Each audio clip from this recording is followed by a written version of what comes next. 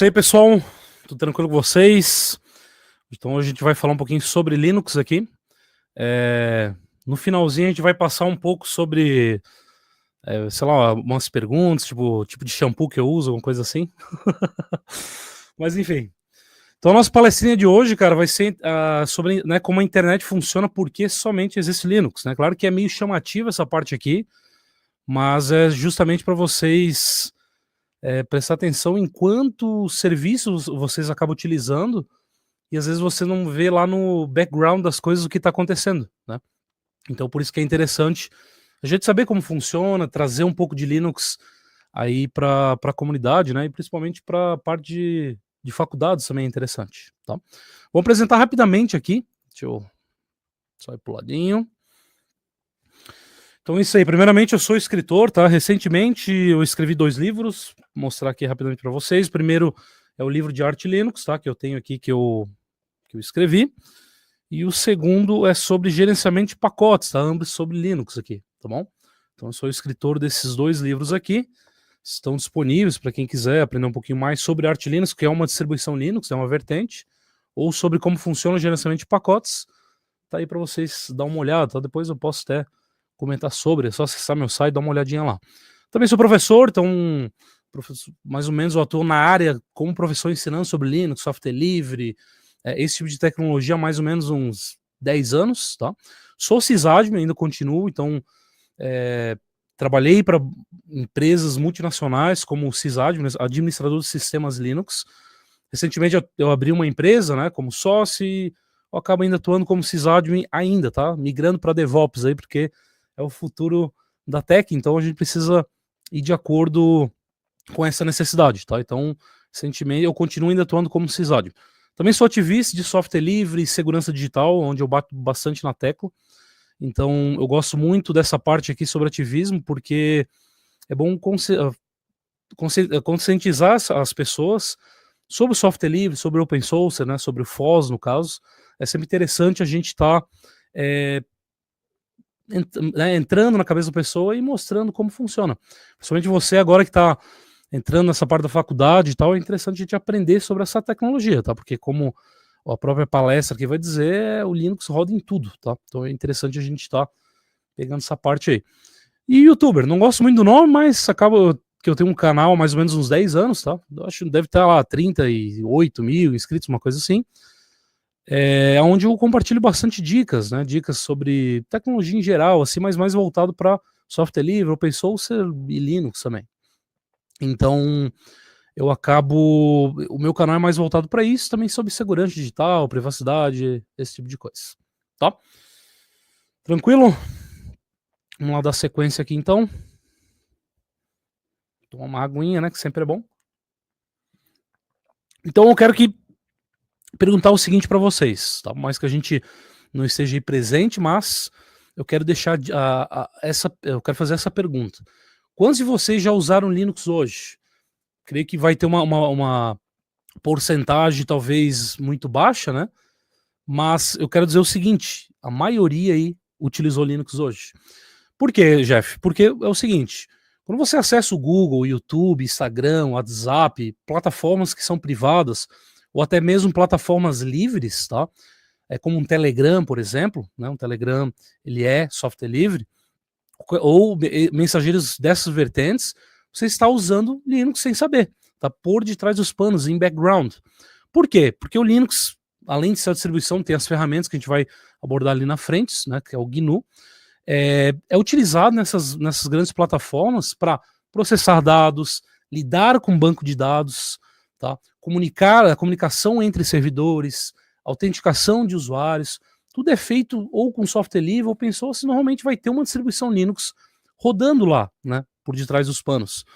Então quando a gente acessa 99% dos sites hoje ou tem Linux ou tem um Unix lá rodando por detrás dos panos. Então a gente acaba utilizando sem saber. E a maioria tem um negócio aqui que a gente já vai falar sobre, mas o celular, por exemplo, né, com Android. Então você acaba utilizando sem saber, né? Aí, ó.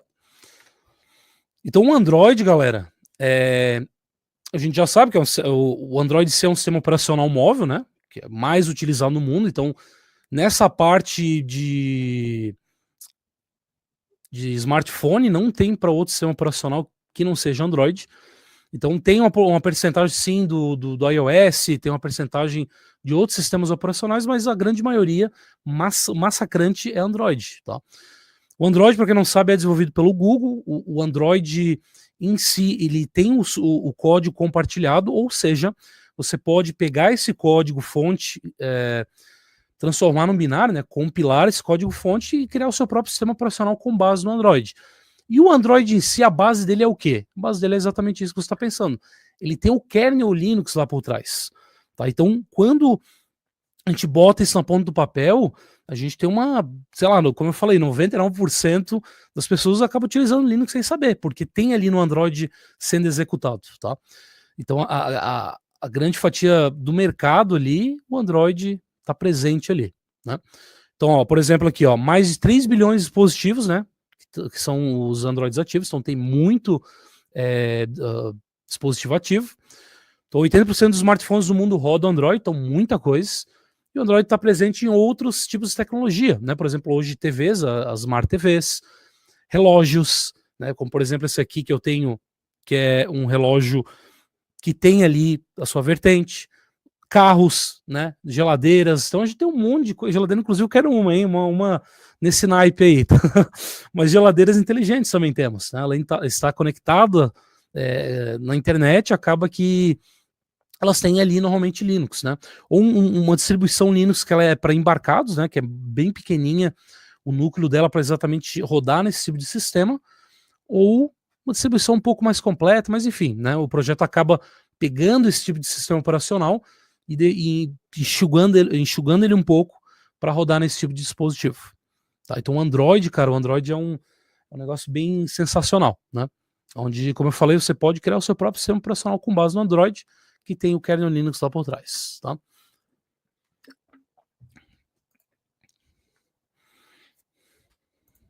Deixa eu ver aqui que acabei voltando o slide.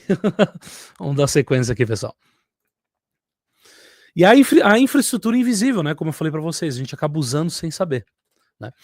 Então, por exemplo, servidores web, tá? Quando um servidor web é quando você acessa um site, tem um servidor web lá por trás para servir esse tipo de documentos, né? Seja ele HTML, CSS, né? Ou PHP ou qualquer tipo de linguagem, ele vai precisar de um servidor web para servir esses documentos.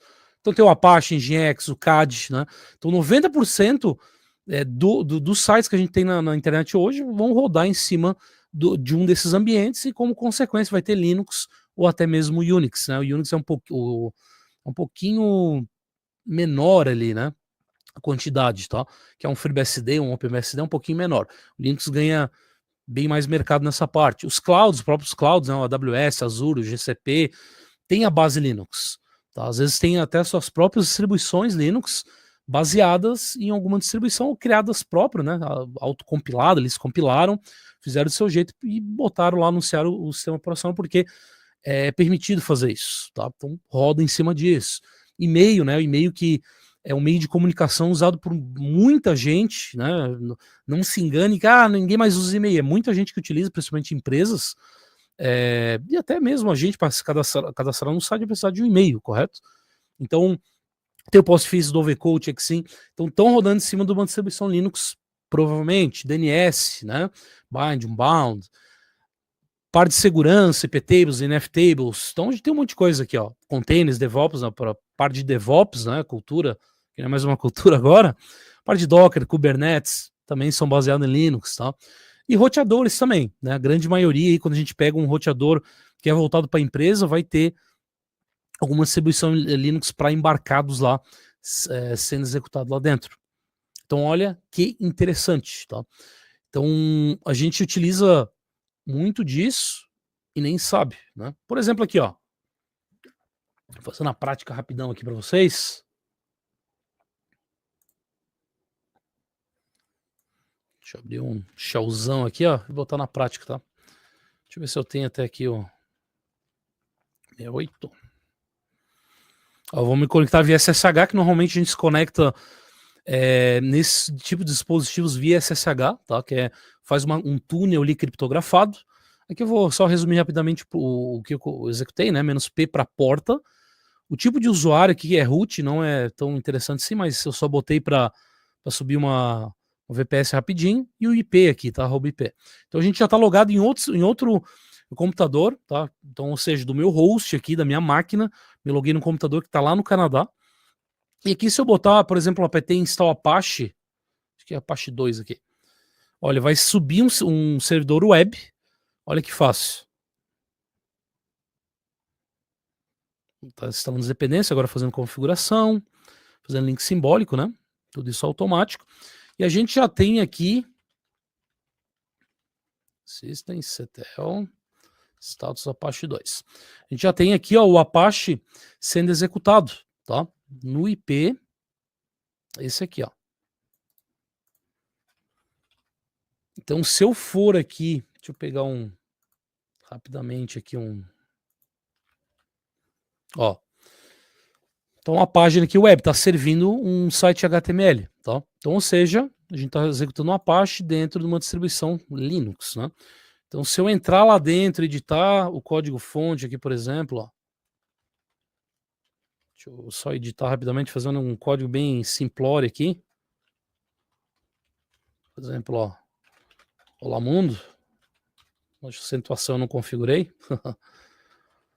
Ó, salvei, botei lá, dei um F5 e tá lá, ó, lá mundo, tá? Então a página, claro, isso aqui é uma coisa muito simples, mas se você vir a ser desenvolvedor, por exemplo, tá? Você vai precisar usar Linux, não tem como fugir.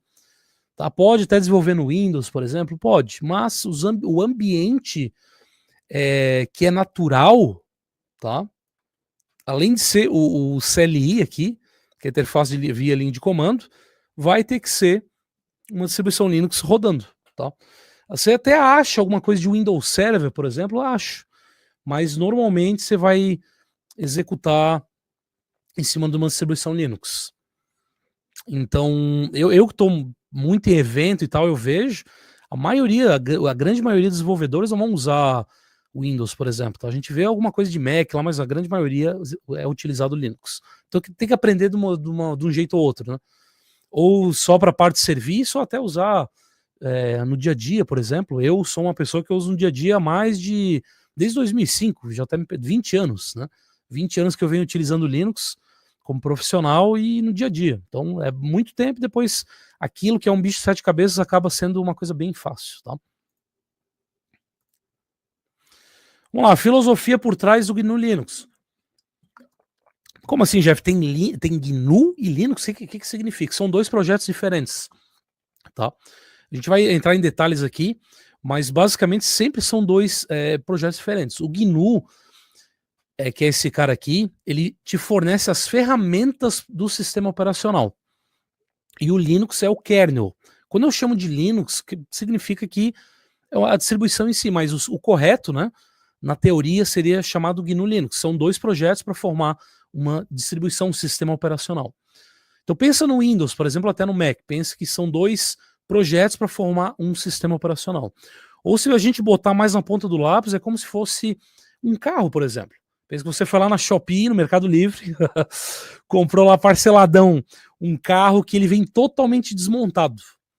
Pô, imagina a nhaca que ia ser, hein, rapaziada?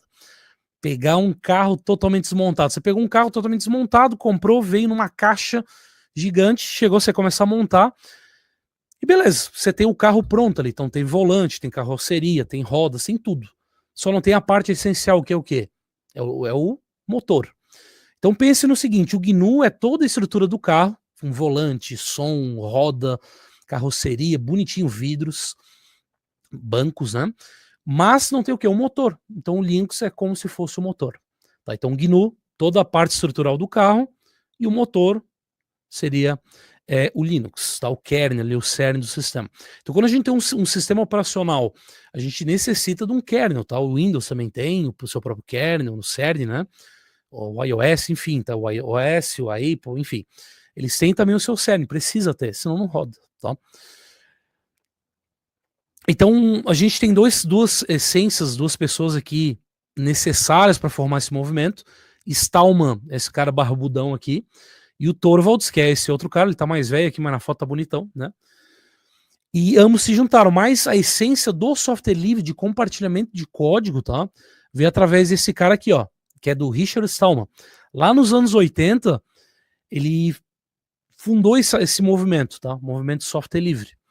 E aí o Linus aqui, ele estava desenvolvendo um kernel e tal, e acabou botando a licença GPL ali, que eu não vou falar sobre licença, tá? Que é uma coisa bem profunda. Não vem ao caso hoje que eu falar com vocês, quem sabe no próximo ano aí, se me chamarem. Mas ele criou uma licença para disponibilizar o código, tá? Ou seja, a gente tem 4 pilares aí de software livre, né?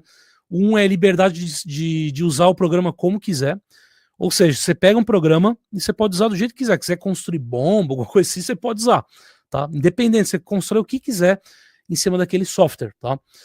O pilar número 2, que é a liberdade para estudar o programa, como ele funciona. Ou seja, a gente tem um código-fonte e a gente vai estudar como ele funciona para você, que é programador, por exemplo, você a vir a criar algo parecido, tá? Não tem problema nenhum. Então a gente entra no GitHub da vida, vê lá o código-fonte do programa, estuda ele como ele funciona. Por exemplo, eu quero criar um mensageiro. Você vai estudar como ele funciona e em cima disso você cria o seu próprio modelo de código, tá? Porque ninguém nasceu sabendo, né, rapaziada? A gente às vezes olha um mensageiro, como que ele criptografa, como ele faz esse túnel. A gente tem milhares de softwares hoje, graças a esse, né, que são com código disponibilizado, graças a esse cara aqui, esse barbudo, tá? O Richard Stallman, né, com o seu movimento lá nos anos 80, tá? Liberdade número 3, que é o pilar número 3, tá?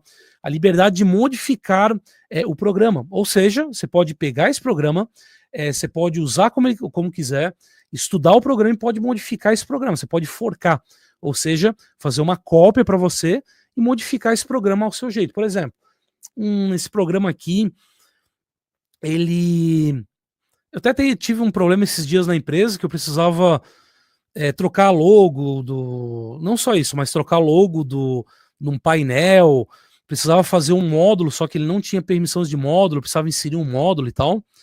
E graças a isso, a parte do código, né, que é disponibilizado. Então, a gente criou um módulo lá, modificou o programa e subiu como programa como o nosso programa, tá? Que é da minha empresa, qual eu atuo.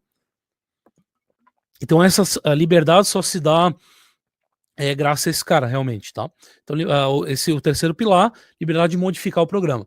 E o quarto é a liberdade de compartilhar esse programa. Então, ou seja, estudei o programa, modifiquei o programa, né? Vi como ele é, modifiquei ele, disponibilizei ele na internet, tá? Então, o programa se chama XYZ. Modifiquei ele, tá? Toda a estrutura, fiz umas features, alguma coisa lá e redisponibilizei ele como um outro nome. Não tem problema algum, né? Desde que siga lá as normas, as licenças, mas você consegue fazer isso, tá? Então, hoje, se você for abrir, por exemplo, sei lá, um mercado, você vai ter algum programa, um software open source, alguma coisa assim, que vai te disponibilizar para você ter um software lá de mercadoria, por exemplo. Você quer abrir um site, tem um WordPress que é open source, né? Então, enfim, são milhares de ferramentas que, enfim, a gente acaba usando todo dia, né? Não só pessoas que fornecem serviço como eu, como vocês também acabam usando sem querer, querendo. E por que o Linux domina o mercado, tá?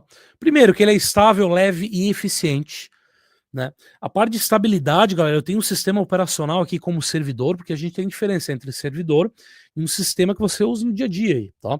Você liga o computador, vai lá jogar jogar, sei lá, o seu Counter-Strike, alguma coisa assim, tem diferença, tá? Um servidor ele tem que ter alta disponibilidade, tem que ficar rodando 24/7 para quando você acessar, por exemplo, né, slackjeff.com.br, o servidor servir a página lá, o site para você, tá? Então é estável, tem um servidor, como eu falei, que está 600 e poucos dias rodando, mais de 2 anos sem parar, é interrupto, né? Então 2 anos rodando, só atualizando e ele funcionando lá. A gente nem atualizou o kernel ainda, mas o treco tá lá funcionando 2 anos. Tem sistema, tem, sei lá, servidores que estão rodando há muito mais tempo, tá? Mas a minha aqui é uma base só para você ter uma noção. 2 anos ininterruptos sem parar. É totalmente reutilizável, né? Ou seja, se você tem um hardware muito velho, né? Você tem uma máquina que é para jogar fora, aquela máquina que você vai doar ou vender por 100 pila, por exemplo, 100 reais. A máquina, sei lá, tem 1 GB de RAM, um núcleo só, você pode reutilizar para fazer alguma coisa aí na sua casa com Linux. Você pode servir documentos, por exemplo, tá? Uma página web, fazer um servidor para música, até para streamar alguma coisa ali, para puxar um vídeo, alguma coisa assim, você consegue. Tudo isso graças ao Linux, tá? Você consegue reutilizar esse tipo de hardware. Não é como, por exemplo, outros sistemas operacionais que ele te dá é datado, né? Ele fala, ó, você tem que, para usar esse Windows, por exemplo, 11, tem que ter esse tipo de hardware para você conseguir usar. Aqui não, você consegue reutilizar qualquer tranqueira, basicamente, tá? Eu tenho um computador aqui atrás, na minha mesa, deixa eu até pegar, que é um netbook, tá? Ele tem um Atom aqui, ó, tá todo sujo, mas eu usei por um bom tempo esse netbook aqui da Positivo, como servindo meus dados aqui, tá? Ele, pasme, ele tem 1 GB de RAM exatamente e é um Atom, né? Ele tem um núcleo só. Aí eu botei um SSD só para dar um gazinho no bichão, e eu usei por um bom tempo servindo arquivos aqui para mim aqui em casa, tá? Depois eu usei como Jumper Server, usei para outras coisas, mas eu botei Linux aqui, ele rodou tranquilamente, servindo meus dados. Tá? Então, se você tem uma máquina velha que tá para jogar fora, tá parada, você consegue fazer um monte de coisa aí para sua casa, um Home Lab, por exemplo. Você que tá cursando aí tecnologia, tá? É bom você ter um Home Lab. O Home Lab basicamente são servidores ou um servidor, tá? Pode ser com uma máquina normal onde você testa as coisas, tá? De tecnologia de ponta. Então você bota uma distribuição Linux, você tá servidão lá, tá? É totalmente escalável também, tá, pessoal? Então a gente consegue escalar muito bem quando se trata com Linux. Totalmente seguro, auditável e de graça, tá? O seguro e auditável por quê? Porque o código-fonte do kernel Linux tem mais de 1 milhão de linhas de código, está disponibilizado na internet. Então é totalmente auditável. Então eu vou falar assim, ó, eu nunca vi uma pessoa usando um antivírus, tá, por uma distribuição Linux. E eu boto a mão no fogo como não precisa. Tá? E como eu falei, eu uso há mais de 20 anos Linux, 20 anos na verdade, né? E eu nunca vi ninguém usar antivírus que não precisa. Tá? A forma que o Linux trabalha é diferente de outros sistemas operacionais, trabalha com permissões. Foi criado para trabalhar dessa forma, assim como o Unix. Então é totalmente seguro. Não é gambiarra, né? Pegou um sistema e transformou em servidor. Não, ele foi feito para isso. Aí o pessoal portou para ambientes, para workstation no caso. Tem uma comunidade muito ativa, tá? Você entra aí, bota Linux fora aí no Google da vida, você vai ver quantas comunidades de Linux existem. Então o pessoal é muito ferrenho, o pessoal, você posta uma dúvida, o pessoal vai te ajudar. Tá? Normalmente não ganha nada, você não ganha nada por isso, mas o pessoal vai te ajudar com certeza. E vai por mim, tá? Quando eu comecei em 2005, não tinha nem YouTube ainda, né? Todo mundo sabe que era internet de escada, por exemplo. Não tinha YouTube, não tinha chat GPT, não tinha essas treco toda aí. A documentação era meio escassa, tá? Até tinha documentação, mas era mais rodava em fóruns, por exemplo, os sites. Então pessoas como eu e você, pessoas comuns, ia lá, criava um site, compartilhava algumas dicas. Então era assim que a gente achava a própria documentação dos comandos, como esse aqui que eu vou mostrar aqui agora. Eu gosto de mostrar, né? Mas, por exemplo, eu quero saber como esse comando funciona. Eu dou um ls, por exemplo, do comando ls, que é para listar, help, ele vai te dar aqui como funciona o modo de funcionamento, ou o man, né? O man aqui, ls, por exemplo, ó, ele é um manual, e a gente seguia isso aqui para documentação, tá? Era bem complexo. Mas hoje em dia tem YouTube, tem tudo isso, então tá bem mais fácil. Então, enfim, tem documentação espalhada na internet a rodo, tá? Você não vai ficar na mão nesse caso aqui, tá bom? Cloud, como eu havia falado, né, containers, Docker, normalmente é tudo com Linux. Você vai montar lá um Docker lá para fazer um container que é muito fácil. Eu quero subir um servidor de WordPress, quero subir um servidor para fazer documentação, DocWiki, MediaWiki, vai ter container Docker. E vai rodar uma distribuição Linux que é bem mais leve, bem mais enxuta. Tá? Kubernetes, assim como o OpenStack também. Tá? Tudo que é cloud vai ter Linux, é certeza, tá? Ou como eu falei, algum outro Unix lá, mas na grande maioria dos casos vai ter uma distribuição Linux lá para montar um container e fazer esse tipo de processo. Dificilmente, eu acho que nem nunca vi, tá? Um Windows Server, por exemplo, tá? Os computadores também, os supercomputadores que a gente tem hoje, que o exemplo que o Jupyter, a Aurora ou o Eagle, tá? Eles usam Linux também. Porque, como eu falei, é confiável, né? Consegue pegar o código-fonte, auditar, ou mandar para uma empresa auditar para ver como está o código-fonte, para ver se é seguro, se não tem backdoor, e você consegue trabalhar em cima de uma distribuição Linux, em cima desse código-fonte disponibilizado, né? Deixa eu ver se não faltou nada aqui. Inclusive, galera, a NASA, tá? A própria NASA utiliza também Linux, né? Se eu não me engano, já rodaram com Windows lá, mas não deu muito certo. Então eles acabaram que migrando para o Linux, faz muitos anos atrás. Eles acabaram aí utilizando Linux e utilizam até hoje. Então a própria NASA e governos dos Estados Unidos utilizam Linux, tá? Os órgãos lá são basicamente, a maioria utiliza Linux. Nosso tempo como está. Também tem linguagem de programação bem poderosa embutida, né? Se você conhece o Windows com o Bash, né? Hoje tem PowerShell também, que é uma linguagem bem melhor, mas o Bash lá, por exemplo, a gente tem uma linguagem também muito poderosa chamada Bash, né? Bourne Against Shell, que ela está totalmente embutida. Ou seja, se você quiser automatizar alguma coisa, alguma tarefa, você tem uma linguagem de programação que já está embutida. Até, inclusive, a gente teve o Júlio Neves aqui, né, o mestre Júlio Neves, que falou sobre o Shell, né? O Shell é uma parte muito importante. Teve também o Blau, não sei se ele palestrou hoje ou ontem, ou vai palestrar ainda. O Blau também tem um mestre em Bash, né, em Shell, em programação. Então, os caras abordam muito sobre isso. Mas a gente consegue fazer várias coisas, né? Programas aí para automatizar, para sysadmin, esse tipo de coisa. A gente consegue automatizar muito fácil. Deixa eu ver se aqui um apt install. Posso fazer um menu puro, mas vamos automatizar isso aqui só para você ver, ó. Por exemplo, atualizar sistema. Vou criar um menu aqui muito simples, tá? Ver memória. Acessar e-mail, tá? Vou jogar aqui pro FZF aqui. Olha lá, ó. Criei um menuzinho com uma linha de código, né? O Júlio Neves gosta de fazer bastante coisa com uma linha, né? Mas tá vendo, ó? É claro que não tem lógica aqui nada, mas se você quiser criar um menuzinho, é muito fácil, tá? Ó, o menuzinho aqui com o direcional, ó. Você já consegue depois fazer a lógica. Por exemplo, if usuário selecionou a opção 1, então faça isso, faça aquilo, etc, tá? Então a gente consegue criar um menu muito fácil, enquanto em outras linguagens de programação, até Python, que é fácil, a gente precisa de bem mais linhas de código. Isso aqui a gente faz em 3 linhas, a gente faz um baita de um programa, tá? Ou se quiser automatizar mais ainda, uma linha de código a gente já consegue automatizar bastante coisa. Então o Bash, tá? Como eu estou escrevendo aqui, tem vários shells, mas esses shells são como dialetos, né? São como, sei lá, a gente tem uma linguagem universal, que é, por exemplo, aqui no Brasil é português do Brasil, e temos em cada local a gente fala um dialeto, né? Por exemplo, no Rio de Janeiro um dialeto, tem um sotaque, na verdade, né? O sotaque. São Paulo tem um sotaque, Rio Grande do Sul um sotaque, aqui em Santa Catarina outro sotaque. Então, os shells são basicamente sotaques, tá?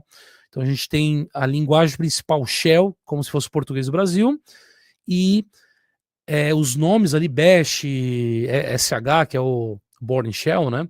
KSH, que é o Corn Shell, e por aí vai, Fish Shell, enfim, são como se fossem os sotaques. Então, algumas coisas diferentes, mas ambos fazem a mesma coisa, tá? Interpretar comandos, né? Então, o Bash aqui, o Bourne Against Shell, é muito poderoso, é uma linguagem que ela vem embutida e a gente consegue fazer muita coisa legal com o Bash, tá? Então, eu poderia, sei lá, vamos supor aqui, ó, vou fazer rapidamente, tá? Deixa eu entrar lá em TMP, que é um diretório de temporários. Vamos supor que eu quisesse fazer, sei lá, criar 200 arquivos. Imagina fazer isso aqui na mão, né? Não, a gente pega e automatiza, ó. Uma linha com for, que é o for_x in. Eu vou fazer aqui de 1 a 300, eu vou até botar mais, de 1 a 300 e vou criar o arquivo aqui, ó, x, opa, .txt, ou vamos botar .md aqui, tá? Done. Beleza, rodou, criou, olha lá. Tô com dos 300 arquivos aqui, ó. Aí você pensa, mas eu consigo pegar uma planilha Excel, CSV, né, que é o como separar valor e trocar dados, consegue, tá? Você consegue automatizar, às vezes, em 2 linhas, 3 linhas, coisa bem básica, bem simples assim, tá? Então, eu quero apagar agora a mesma linha, eu vou lá e apago, ó, dou um RM, que é remove, e apago os mesmos arquivos, ó. Apagou e voltou tudo ao normal. Então a gente tem uma linguagem poderosíssima aqui embutida, tá? E o que acontece? Os programadores, os desenvolvedores amam Linux, tá? Porque normalmente a distribuição Linux, as distribuições elas vêm bem completas com os compiladores C, entre outras linguagens, tá? Um Go, alguma coisa assim. Então já vem pronto, né, para você desenvolver. É um sistema operacional não só para qualquer usuário, mas para desenvolvedores também. Então já vem tudo pronto, ou se não está ali na distribuição, você roda um comando, por exemplo, um comando base deb, apt install, compilador X, compilador Y, já vem tudo pronto, tá? Você baixou, bateu, rodou o comando, baixou e sai programando. Então, os desenvolvedores amam Linux justamente por causa disso também, né? E claro, a gente tem também um impacto social futuro, tá? O Linux é muito usado também em escolas, governos, ONGs. Aqui no Brasil a gente teve uma lei, eu acho que em 2000 alguma coisa, com o atual presidente, inclusive na época, ele implementou a parte de software livre, tá? Inclusive muitas, sei lá, muitas instituições governamentais acabaram utilizando o Linux por muito tempo, tá? Então, até hoje em dia tem alguma coisa que usa, mas não sei por que migraram, né? Mas é utilizado ainda em muitos locais, tá? Principalmente para fora, Europa, até mesmo, como eu falei, Estados Unidos, Canadá, essa galera aí utiliza muito Linux, tá? ONGs, enfim. Temos a parte de robôs, né? Satélites, como eu falei, NASA, estão utilizando Linux. E claro, a importância do conhecimento livre, tá? Então, se a gente quer ter um futuro melhor na internet e na parte de tecnologia, a gente tem que aprender não só Linux, mas a questão do software livre e open source. Aprender a você desenvolver alguma coisa, você quer se tornar um programador, desenvolver um software e tornar software livre ou open source esse software. Tá? Não quer dizer que é software livre, que ele é grátis como cerveja, por exemplo. Cerveja é grátis, você vai ir no mercado comprar uma lata de Skol e vai sair do mercado com ele no bolso? Não vai, só se você pegar, né? Mas não vai, tá? Você tem que pagar por aquilo. E exatamente isso. A gente pode criar sim um sistema que é de código aberto, mas a gente pode botar funcionalidades extras, tá? Em cima desse programa para a gente lucrar em cima disso, a gente ganhar dinheiro, para a gente viver. Por exemplo, tá? Como eu falei, eu tenho uma empresa que fornece VPS, VPN e software de e-mail, fornece uma storage também, fornece bastante serviços, tá? E a empresa está indo muito bem. E tudo que roda em cima desses serviços, eles são o quê? Ou software livre ou open source. A estrutura da empresa é criada em cima disso. E a gente está indo muito bem. Tá? A gente tem um faturamento bem bom e está crescendo mensalmente, anualmente. Ainda não peguei, porque eu peguei a empresa não faz muito tempo, mas ela está crescendo mensalmente. Tá? Então dá sim para viver, dá para viver muito bem em cima do software livre ou open source, tá? Com essas ferramentas. E claro, se tornar um desenvolvedor e compartilhar o código também, botar lá no GitHub, deixar as pessoas auditar e compartilhar e ajudar em cima do seu código. Então é muito importante para o futuro da tecnologia e da internet. Vocês estão se formando, é muito importante isso, tá? A parte o software proprietário, quando a gente pega cria um software para uma proprietário que o código não é disponibilizado, a gente vai ganhar milhões e rios de dinheiro. Não, tá? Não é somente isso. Como eu falei, software livre e open source também ganha. Própria Red Hat, tá? Depois se quiser dar uma pesquisada aí, ó. Red Hat, ela foi comprada por alguns, eu acho que um bilhão, né? Eu não lembro o valor estimado, mas foi comprado e ela é uma empresa que começou desenvolvendo uma distribuição Linux. Em cima disso, inseriu o quê? Disponibilizava a distribuição e a parte de suporte técnico, se você queresse para sua empresa, era pago. E em cima disso, eles começaram a faturar muito. Tá? A empresa é a maior, tá, que tem no nosso mundo aqui de open source. Tá? Ela fatura muito. Então, como eu falei, dá para abrir alguma coisa e especializar nisso e ir embora. Tá, deixa eu ver o tempo aqui. Sem Linux, como seria, né? Normalmente, cara, se não existisse Linux, a gente teria um alto custo, tá? Normalmente, para ter um servidor, a gente precisava, vamos supor que fosse só o Windows ali. Ou pode ser qualquer outra coisa, tá? Um outro sistema operacional, mas a gente teria, para começar uma lojinha online, por exemplo, a gente teria um custo de licença. Teria que pegar a VPS, né, que é um servidor privado aí para você abrir a sua loja, para servir arquivos lá, tipo um Apache, WordPress, lá tudo executando. Você teria que pagar uma licença para o sistema operacional também. Não precisava pagar diretamente, beleza, mas quem vende a VPS para você teria que te cobrar de alguma forma, o custo ia ser maior para você, para o usuário final, né? Então, para você abrir uma lojinha, você já ia ter um custo bem legal, né? Parte de domínio, beleza, mas daí tem a VPS, que o custo ia ser bem mais caro, enfim, tá? Então você já ia iniciar bem em vermelho já. Então a gente tem distribuição Linux, pega a VPS, que é o único serviço que você precisa, ou até mesmo um PC na sua casa, por que não, tá? Pode ser. Eu não recomendo, mas dá para fazer também, botar um PC velho aí na sua casa para começar, abrir portas, às vezes seu operador libera a porta 80443 e começa, pega um domínio, um IP fixo lá, você consegue começar a vender produtos, por exemplo, com um servidor na sua casa. Conforme a demanda cresce, você vai precisar migrar, né? Mas você consegue também. Então o custo ia ser altíssimo, né? Menor liberdade também, né? Porque a gente nem sabia o que está rodando lá por trás dos panos, né? O que eles estão capturando? Será que estão pegando muito dados da minha empresa ou não? A gente não ia saber. Alta dependência na parte de monopólio, né? Alta dependência de empresas únicas. A gente sabe que não só o Windows, a Microsoft, mas outras têm monopólio. Tá? É isso aqui que a gente tem que usar, é isso aqui e já era. Então a gente ia deixar os nossos dados, até empresariais, tudo para uma empresa ou duas no máximo. Então, não, hoje em dia a gente está bem servido nessa parte, que a gente deixa os nossos dados para onde?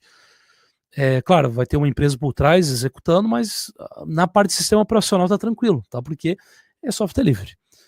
E menos a inovação e segurança e automação, porque você pega o seguinte, você tem uma equipe privada que está disponibilizando o código e também o sistema operacional, você vai conseguir contratar 3 milhões de, ou até mais, né? Vamos botar 5 milhões, um exemplo, tá? Exemplo baixo por baixo. Você vai conseguir contratar para sua empresa de programador 5 milhões de pessoas? Alguém consegue aí? Pagando um salário mínimo aí. Não consegue, né? É isso que a gente tem muito mais na parte de software livre. Você disponibiliza o código, uma galera, se gostar do seu programa e tiver algo que vai ajudar o mundo, uma galera vai vir em cima e vai começar a te ajudar nessa parte. Um caso muito interessante que eu sempre falo é a própria Shell Hub, tá? Shell Hub é uma empresa, atrás é o OS System, mas eles têm muitos clientes, esse cara aqui, que tem que ter um código fonte disponibilizado. Né? Então a gente acessa lá o Shell Hub, só você dar uma olhada, ó. Ele tem essa parte, ó, o software é livre, tem uma 1.6K de estrelas, tem 153 forks, e o pessoal vai ajudando, 42 contribuidores, e o pessoal vai ajudando o software ali a evoluir, tá? Criar novas funcionalidades, resolver bugs, tá? E os caras estão lá. Aí eles têm funcionalidades que são pagas no Enterprise. Então eles ganham dinheiro assim, tá? E é uma empresa por trás, só que disponibiliza o código, assim como milhares de outras empresas que a gente tem. Isso aqui é só um exemplo, tá? Então, enfim, a gente não conseguiria contratar tanto programador, é por isso que software livre open source é interessante nessa parte, tá?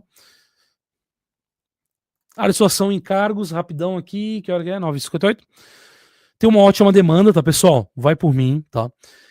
Administrar os sistemas, que é Linux, no caso a minha função, para o Unix e Linux, desenvolvedor de Linux para embed, né, para embarcados, DevOps.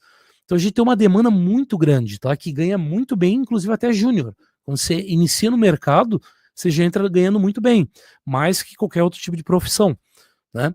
Então tem muito profissional que aliás, as empresas estão contratando e não tem pessoas para atuar no cargo. Tá? Ou pega profissional meia boca, por exemplo. Né? Tipo, eu uso X sistema operacional, mas eu entendo mais ou menos de Linux ali. É profissional meia boca, tá? Tem que ser um profissional que dê alma pro negócio e entenda bem do sistema, do funcionamento para conseguir pegar o cargo e pega muito bem. Trabalhar em cima também de certificação, tá? As empresas assim, ó, não que seja uma exigência, tá? Mas as empresas gostam de certificação. Você tem uma certificação LPI, por exemplo, que deve estar em torno aí de R$500. As empresas vão olhar e vão com muitos bons olhos, tá? Então é muito mais fácil que se pegar em outra área, tá? Vai por mim que quando eu iniciei, por exemplo, eu não tinha nenhum tipo de certificação. E eu iniciei, hoje eu tenho certificações, mas antigamente eu não tinha, tá?